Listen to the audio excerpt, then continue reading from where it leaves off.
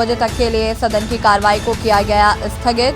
हंगामे के साथ आपको बता दें कि सदन की कार्रवाई शुरू हुई और हंगामे की वेट आज भी सदन छोड़ने के आसार जो है वो नजर आ रहे हैं, क्योंकि जिस तरीके से विपक्षी दल और सत्ता पक्ष दोनों ही सदन में हंगामा कर रहे हैं, उसके कारण सदन जो है वो चल नहीं पा रहा। आपको बता दें कि बहुत महत्वपूर्ण सत्र है और लगातार, हालांकि चाहे वो सत्ता पक्ष हो चाहे वो विपक्षी दल हो, सब यहाँ पर जमकर हंगामा करते हुए नजर आ रहे हैं। आपको बता दें कि ओम बिरला ने कल भी सभी से अपील की थी कि शांतिपूर्वक सदन को चलने दिया जाए, और उसके बावजूद भी विपक्ष और सत्ता पक्ष दोनों का ही हंगामा जारी रहा, जिसके बाद सदन की कार्रवाई को स्थगित किया गया और आज भी 2 बजे तक के लिए कार्रवाई को स्थगित कर दिया गया है।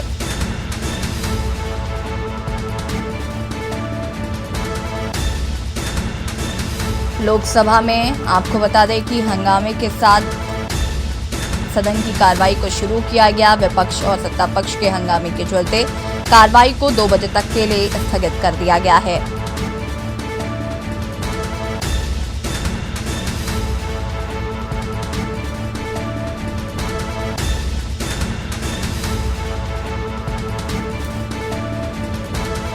भारी हंगामे के बाद सदन और संसद लोकसभा की कार्रवाई स्थगित। राहुल गांधी की माफी मांगने को लेकर हुआ हंगामा। भारी हंगामे के बाद संसद लोकसभा की कार्रवाई को स्थगित कर दिया गया है।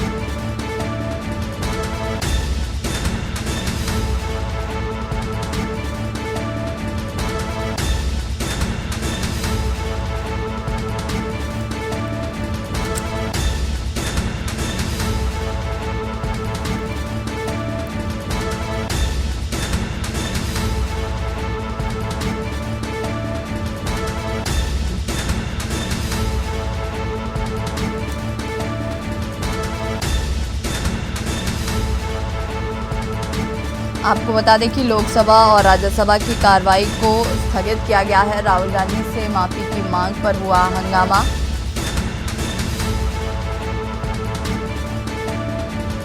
भारी हंगामे के बाद कार्रवाई को स्थगित कर दिया गया है।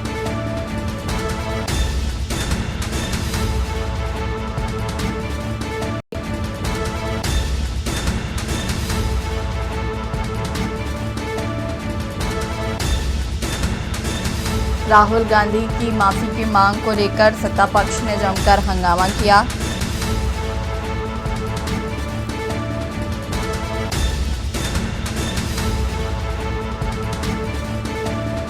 भारी हंगामे के बाद संसद लोकसभा की कार्रवाई को किया गया स्थगित।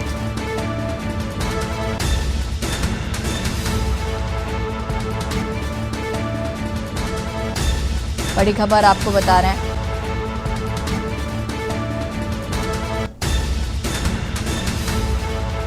दोनों सदनों की कार्रवाई को आपको बता दें कि स्थगित कर दिया गया है। भारी हंगामे के बाद संसद लोकसभा की कार्रवाई हुई स्थगित।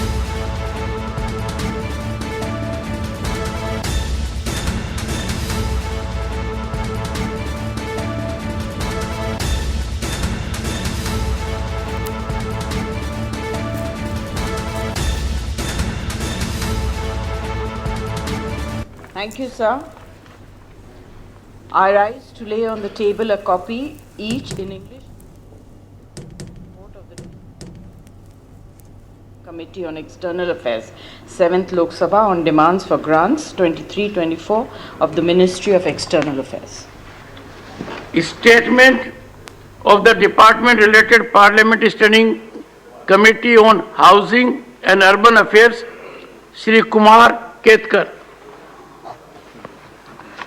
Chairman, sir, I rise to lay the 17th report, Hindi and English version, 17th Lok Sabha, on the subject evaluation of implementation of Pradhan Mantri Awas Yojana Urban, and 18th report, Hindi and English version, 17th Lok Sabha, on demands for grants 23-24 of the Ministry of Housing and Urban Affairs, listed against my name in today's list of business. Thank you. Honorable members, I have received today 11 notices under Rule 267. Dr. Ami Yaznik, Shri Pramod Tiwari, और आपको बता दें कि लोकसभा की कार्रवाई को स्थगित कर दिया गया है। राज्यसभा में कार्रवाई जारी है। हालांकि आपको बता दें कि लोकसभा में विपक्ष का और सत्ता पक्ष का दोनों का ही जमकर हंगामा देखने को मिला है, जहां एक और राहुल गांधी के लंदन वाले बयान पर सत्ता पक्ष माफी मांगने के लिए हंगामा करता हुआ नजर आया, तो वहीं पर आपको बता दें कि विपक्ष जो है वो लगातार अडानी मामले पर सरकार को घेरने की कोशिश कर रहा है। और इसी खबर पर हमारे साथ प्रवेश शर्मा संवाददाता जुड़ चुके हैं। प्रवेश, आज भी सदन हम ऐसा लग रहा है कि विपक्ष हंगामे की भेंट चढ़ जाएगा, जहां एक और विपक्ष अडानी मामले को लेकर सरकार के खिलाफ हंगामे कर रहा है, नारेबाजी कर रहा है, तो वही सत्ता पक्ष राहुल गांधी की माफी मांगने को लेकर लगातार हंगामा करता हुआ नजर आ रहा है। जी बिल्कुल, ये पहले से ही तय था। पिछले 4-5 दिन से जब से सदन की शुरुआत हुई है, ये देखने को मिल रहा है कि बार बार जो है सदन हंगामे की भेंट चढ़ रहा है। देखने वाली बात ये है कि जो सत्ता पक्ष की सरकार है, बीजेपी की सरकार है, केंद्र में सरकार है, वो राहुल गांधी के लंदन वाले बयान पर माफी मंगवाने पर अडिग है, तो वही विपक्ष जो है अडानी मामले की जेपीसी मांग को लेकर अडिग है। दोनों का जो अड़ियल रवैया है वो सदन की कार्रवाई चलने नहीं दे रहा है। लोकसभा का अभी सदन को स्थगित कर दिया गया है। देखने वाली बात यह है कि समय 6 अप्रैल तक का है और अभी तक पिछले 4-5 दिन की बात करें, शनिवार और इतवार को छुट्टी थी, लेकिन जो भी 2-3 दिन पहले ही कार्रवाई हुई, आज की भी कार्रवाई हुई, कोई काम नहीं हो पा रहा, सिर्फ हंगामे की भेंट चढ़ रहा है और बार बार जो है सदन को स्थगित करना पड़ रहा है। जी बिल्कुल प्रवेश, राहुल गांधी ने भी यहाँ पर एक चिट्ठी लिखी है और कहा है कि उस बयान पर उनको सफाई देनी है, तो ऐसे में क्या राहुल गांधी को मौका मिल सकता है सदन में बोलने का? जी, देखने वाली बात यह है कि मौका तो उनको मिलेगा, लेकिन जब हंगामे की दोनों पक्ष या एक पक्ष अगर हंगामा करे तो जो स्पीकर है वो मामले को थोड़ा शांत कराकर कर लेते हैं, लेकिन जब दोनों तरफ से हंगामा हो तो उनको संभाल पाना, उनको रोक पाना स्पीकर के लिए थोड़ा मुश्किल हो जाता है। और इसी वजह से जो है जो बार बार जो है सदन को स्थगित करना पड़ रहा है। लेकिन सवाल यह है कि राहुल गांधी इस मामले पर माफी मांगेंगे या नहीं मांगेंगे, और जो विपक्ष है वो अडानी के मामले पर अड़े, दोनों ही पेच ऐसे फंसे हुए हैं जो सदन की कार्रवाई को चलने नहीं दे रहे हैं। देखिए प्रवेश, राहुल गांधी माफी मांगेंगे नहीं मांगेंगे, उनके जो कई ऐसे कांग्रेस के लोग हैं जिन्होंने इस बात को स्पष्ट किया है कि राहुल गांधी किसी भी कीमत पर माफी नहीं मांगने वाले हैं। अडानी मामले को लेकर समूचा विपक्ष सरकार के खिलाफ नारेबाजी कर रहा है, लेकिन इसकी वजह से जो कार्य प्रभावित हो रहे हैं, सदन नहीं चल पा रहा है, और जैसे कि हम हमेशा बात करते हैं कि कितना नुकसान होता है अगर एक दिन सत्र नहीं चलता है, तो ऐसे में कहीं ना कहीं दोनों ही पक्षों को ये बात समझनी होगी कि सदन का चलना कितना जरूरी है। जी बिल्कुल, मैं आपको बता दूं, इतिहास गवाह है, जब भी सदन चलता है, इतिहास आप उठा के देख लीजिए, जब से भारत आजाद हुआ है तभी से इस तरीके के हंगामे जारू रहते हैं, और ये कोई नई बात नहीं है। और मैं आपको एक बात क्लियर बता देना चाहता हूँ कि जो सदन को चलने में जो लाखों रुपए का खर्चा होता है, वो सत्ता पक्ष हो चाहे विपक्ष पक्ष हो, दोनों ही नेता इस बात को भली भांति जानते हैं कि जनता के जो काम है वो रुके हुए हैं, और जो उनको चलाने के लिए जो भारी खर्चा हो रहा है वो एक अलग है, वो जनता का पैसा ही उसमें लगा हुआ है, उनको हर तरीके की सुविधा मुहैया हो रही है, या यूं कहे कि उनको जो सदन में जितना भी खर्चा है वो सब आम जनता के पब्लिक का ही है, लेकिन कोई भी काम ना होना ये जनता के लिए ही भारी नुकसान है। और सबसे बड़ी बात है, अभी बजट पारित करा के उसको वो करना था, लेकिन उससे बड़ी बात है रेल मंत्रालय का कार्य अटका हुआ है। उसके अलावा ऐसे कई मंत्रालय है, कृषि मंत्रालय है, जिनको अभी काम करने हैं, लेकिन सदन चलेगा ही नहीं, तो कोई भी काम होना बड़ा मुश्किल है। जी बिल्कुल प्रवेश, बहुत शुक्रिया आपका तमाम जानकारी का सारथी।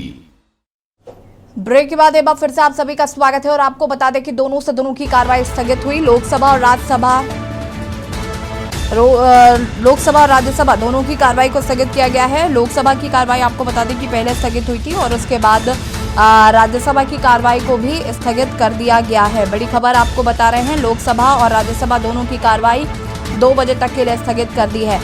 हंगामे के बीच आपको बता दें कि सदन की शुरुआत हुई और सत्ता पक्ष और विपक्ष दोनों के ही हंगामे के बाद सदन की कार्रवाई को 2 बजे तक के लिए स्थगित कर दिया गया है। आपको बता दें कि पिछले 4-5 दिनों से लगातार सदन जो है वो हंगामे की भेंट चढ़ता हुआ नजर आ रहा है और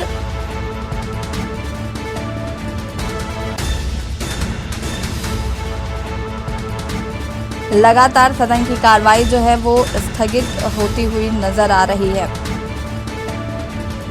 संसद में लगे राहुल गांधी माफी मांगे के नारे।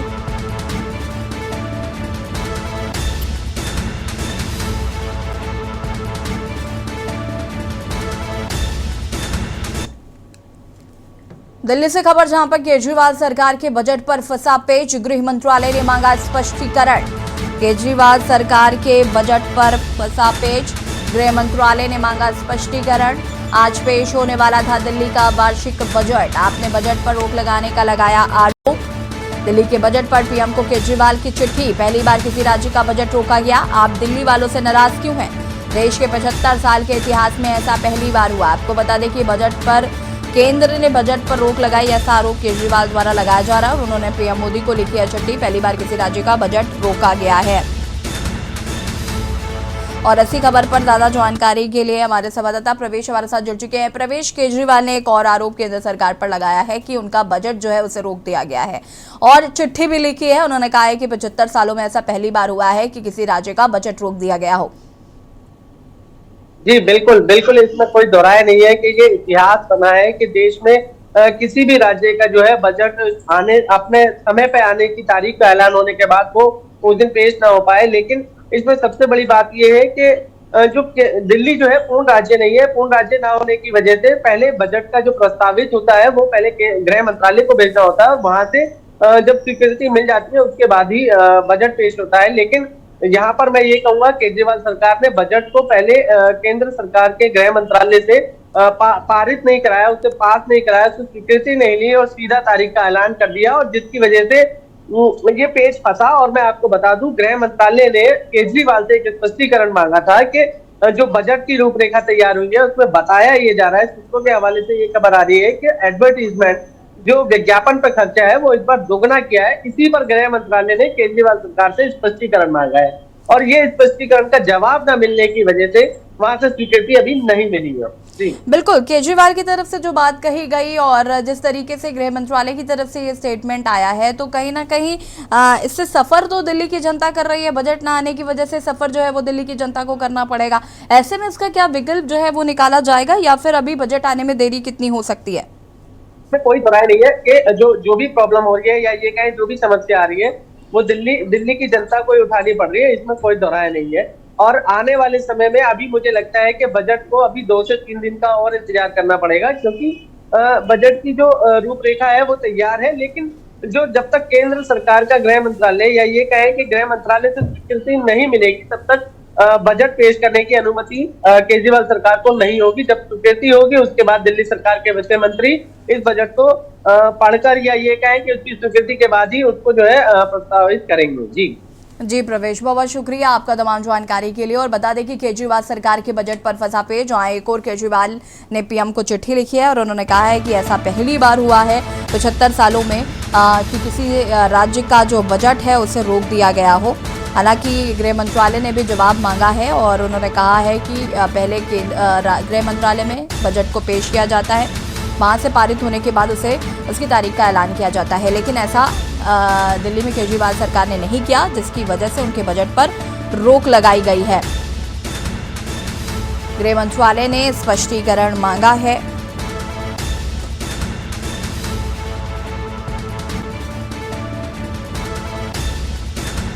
आपने बजट पर रोक लगाने का लगाया आरोप। तो वहीं गृह मंत्रालय ने स्पष्टीकरण मांगा है केजरीवाल सरकार से।